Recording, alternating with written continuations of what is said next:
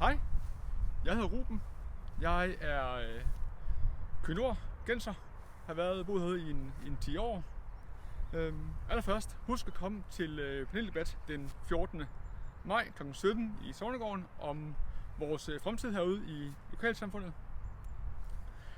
For mig er det jo vigtigt, at vi engagerer os i vores lokale samfund, fordi det giver fællesskab. Og fællesskab er jo det, der ofte defineres. Så ved at bidrage til det fællesskab, så er man til at forstå os selv og hinanden. Personligt er jeg med i Kulturfuglen, hvor vi laver aktiviteter for området. Vi har bænken her, som vi håber snart at se. Vi er ved at lave en byfest. Men alt sammen noget for, at vi kommer hinanden ved. Det er super vigtigt for mig, at vi skaber det her rum for at kunne gøre det. Men meget mere om det til debatten den 14. Klokken 17.